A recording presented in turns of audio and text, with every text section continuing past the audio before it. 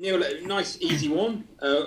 What about injuries? Anything to report from the weekend? A few bumps and bruises. I don't think there's anything, you know, too sort of major. Wolfie went in at the end of training today, Matty Wolf. So I think he was feeling his back. So I'll wait for the physios to give me where he is. But actually, from the game, other than a few tired bodies, there's no concerns. Going to Saturday's results, you were keen to point that you didn't think your side had become a bad side overnight, despite what was it, just 4 games without to win. It was nothing more. I just wondered how important you felt the win was, just to stop it at 4 and not to seed any more doubts in anyone's mind. I don't think it's about putting any doubt in anyone's mind. You know, we have to keep up with the pace.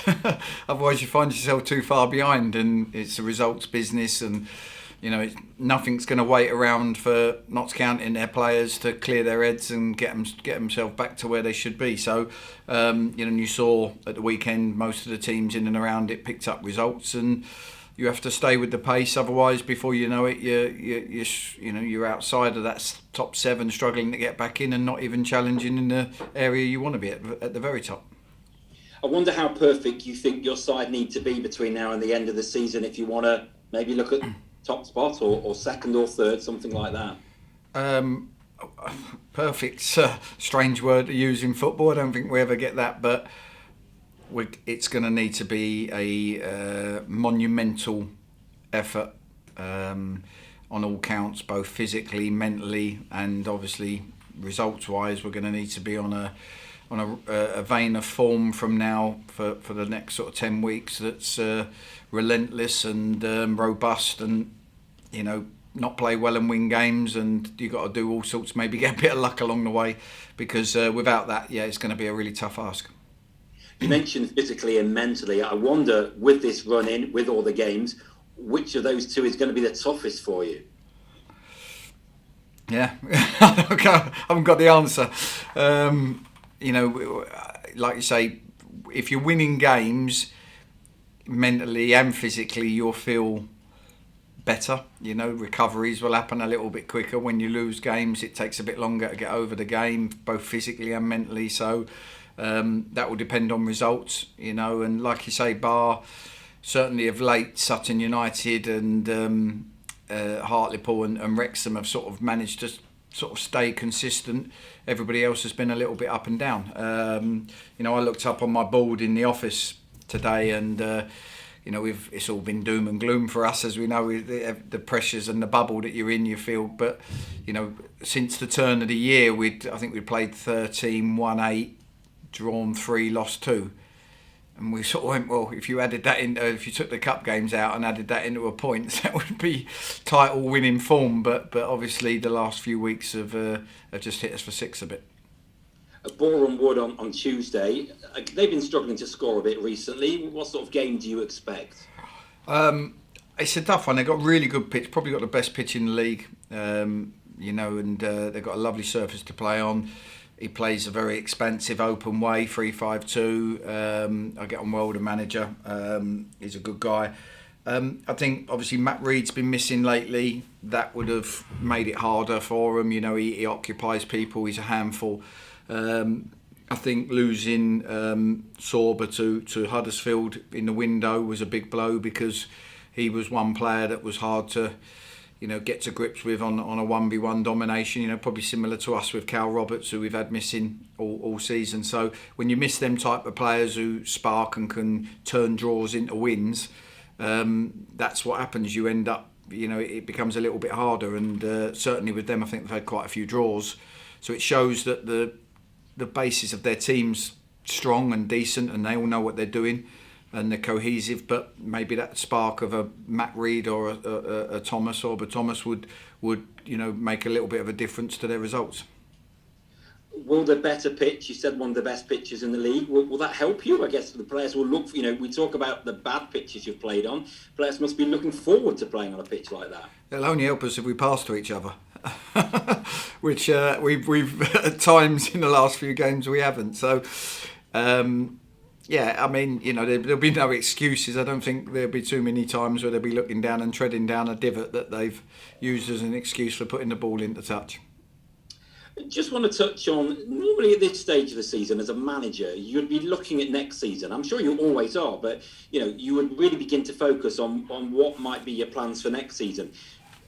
You're at the same month in the season as you'd normally be, but you've got a lot more games. So my point is have you been able to think about anything for next season, or am I just asking it way too early? Way too early. If I'm thinking of next season, then we're going to struggle this season. I can just about think of the next opponent. The games are coming that thick and fast. If you said to me, right, who you got Saturday, I would be able to tell you who we got, but I couldn't tell you how we're going to go about the game yet, because it's just, I can't think that far ahead. I've got to try and get the performance and the result on Saturday, and then we'll worry about on Tuesday, then we'll worry about Saturday. So no, the only thing I thought about at the end of the season was whether I'd get my vaccine in time to be able to go on holiday, but I don't even think that's going to happen. I think you've kind of answered it, but just to push you a touch more on it, saying that, is there no way you can even think about what you might want to do, in terms of just the makeup of the squad, who you might want to keep, who you might let go, things like that? Yeah, I'm talking about me as manager, taking it day by day, week by week with this group of players. The club will be planning. The club are planning. Richard Montague, the scouts, even to sort of Jimmy Redfern, our analysis, Greg, behind me, they're doing a lot of work on recruitment, makeup of the squad, analysing our own players as well as players that are out there. They're doing a lot of that behind the scenes in preparation for the summer. But we've come up with a structure where I don't get involved in that too much. I'm more focusing on being a leader and a manager and the day-to-day running. And then when the time comes, we'll be more than prepared for which direction the club going. Is that a setup you enjoy then? Some managers like to be called kind of director of football managers. Would you say you're at your best and your happiest when you're on that training ground coaching your players? Yeah, but I can do both. Greg goes on the training ground, coaches. You manage a football club, but I'm happy with all sorts of roles. I think if it benefits the club where people are working behind the scenes to put, names, players,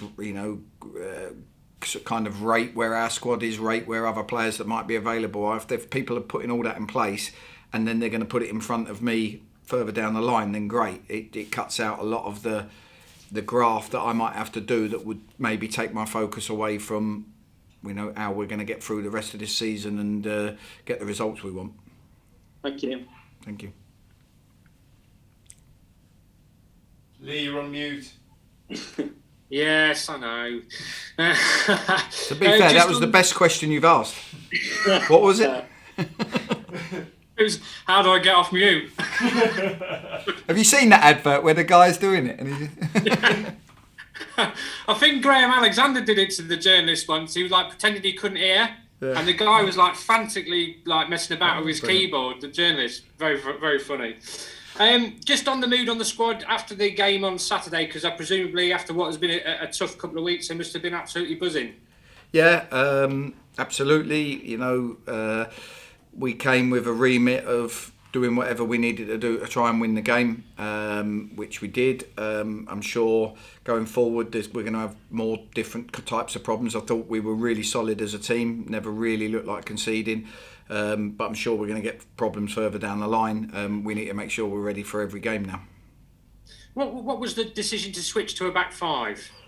It's not back five, it was a back three. But Back no, I'm three, joking. That sounds too defensive.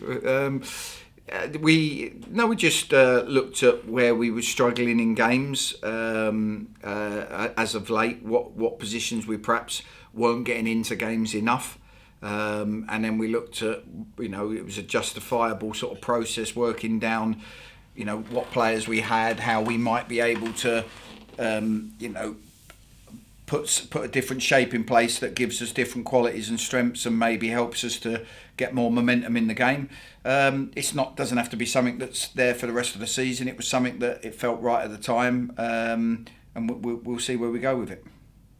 And just in terms of injuries, have you got anybody missing on tomorrow night? I say Matty Wolf walked in from training today feeling his back, so I don't know where that one is. Obviously, we've got Jake Reeves back from suspension. Tyler Golden's back out on the grass now from his ankle injury, so he's back out training. Other than that, Ben Turner was back on the bench on Saturday, so we're slowly getting them back. I think Richard Brindley, Damien McCrory, Callum Roberts are still sort of like a little bit further away, but you're starting to see them guys in and around back on the grass and stuff now. So it's all hopefully building up towards a chaotic end of the season. So that brings me nicely to the regular question of the week. What is the latest with Callum? So Cal's back out on the grass. He had a slight grade 1 thigh strain. Like I said before, recovering from COVID, we're doing blood tests to see, because he's had 3 muscle strains since he's come back from COVID, and some of that, for somebody who's been quite robust up until now, that is a slight concern. So every time we try and build back up and do the work you have to do to be a footballer, he's broke down. So fingers crossed he gets over this. We'll try and build him up a bit slower and get him back to full robustness. And Richard Brindley, how far away is he, do you think? Yeah, Bryn's been a difficult one. Kept feeling different things in his groin. Had one scan, identified one thing, and then moved on a couple of weeks later, feeling it in a different area, and a scan showed up and a sort of older injury that's come to light and is causing him problems. So again, hard work in the gym, and maybe a little bit of help along the way with an injection or something, and we need to get him through that period. Kenton felt his hamstring in training on Friday before the game. We was doing just a little bit of light stuff before we went into some 11-11 work, and he felt his hamstring, and it was his other hamstring, not the one he injured at Sunderland, but sometimes you get one strong and the other one's a bit weaker. So we think that's a small grade 1 and shouldn't be too long, and we'll have him back. How does that impact things in terms of, because obviously you'd like to rotate the fullbacks. Has that caused you a particular problem at all, especially with Brins being out? Well, we haven't had much luck, have we? We replaced Brins with Brins got injured replacing with Tyler. He got injured replacing with Kent, and he's got injured. So yeah, it's the curse of the right back at the moment. But no, we'll cope. We will get through it, and the squad will find a way. We're not gonna. We've but we've been worried about the season and the season going ahead and getting to try and finish it. And it's going to be very, very tough, these fixtures we've got, but we're not going to moan about it. We'll get on with it and we'll do our very best. And Lewis Knight, what's the situation? Could he be involved on the bench tomorrow night? Again, we've got a decision to make with where he came in with what he'd had before. He came in and, do you get him 80% fit and throw him on the bench knowing he's not quite where he is and he might not have the effect you want, or do you get him as close to full match fitness as you can and just have that tiny bit more patience, knowing that if you got him to the point where you couldn't get him any fitter and he only needs a game now then that if he does come off the bench for 20 minutes, then he's razor sharp. So, at the moment, touch wood, all the sort of forward players are fit and well, and if that continues, we don't necessarily have to kind of rush to get him on the bench, because every time they go on the bench they miss training. You then don't train them hard on a Monday, or they don't do a hard session on a Tuesday. They have 20 minutes off the bench and then everyone's off Wednesday, and before you know it, you're not getting him any fitter. Yeah. How pleased were you with Ini Effiong's contribution on Saturday? Yeah, we knew it was a really windy day. You wouldn't have felt that if you weren't there, but it was really, really windy. We knew it was a tight pitch, and like I say, we wanted to play the 2 big uns up there. We wanted to be able to get hold of that ball and play off of that. But I also thought Eli come off the bench and was really sharp. He's trained really well as well, Eli. So, and obviously we've got Jimmy, who's slightly different to the 2 of them. So I'm delighted. I want to have a better problem with who plays up with Kyle, or if Kyle needs a rest instead of Kyle, and I need all the forwards, including Lewis, to put me in a position where I've got that problem. Have you mentioned that to them? Have you said to them that I need you to give me this? Yeah, they need that. Yeah, they know that. They don't need me to say it to them. I need the problem. Different people have played up front with Kyle. I mean, Innie was out on his feet the last 10 minutes of the game. So I've got to have a look at that with regards to Tuesday and who can go again. I need a high level of performance. The boys that go on the pitch Tuesday night need to have bundles of energy and be able to run hard. And I've got to judge who can do that on a consistent basis. I mean, obviously I didn't see the game, but it sounded like you were a lot more threatening than perhaps what you've been in recent weeks. Would that be fair to suggest? Yeah, still we could have been even more. We still turned down opportunities to sort of play forward or run forward or cross and attack across. Still too many people wanting to play a little bit when they could actually go for the jugular. But we talked about that at half time. We were probably a bit better in the second half with it. As all, I'm not going to say it was perfect, because it wasn't. It was a well ground out win, but we know Boreham Wood will be a tougher opposition, and Yeovil on Saturday, and so on and so forth. We know that we've got tougher games to come, and that's no disrespect to Wildstone. We know that we've got to be better, and we're striving to be. That's the most important thing. And why do you think it is that players are turning down opportunities to perhaps cross or go that extra yard? Do you think it's a little bit of fear of making a mistake? No, I think sometimes you get, we've been a good footballing team, as we've alluded to before. We play out from the back. We kept possession of the ball. We're patient.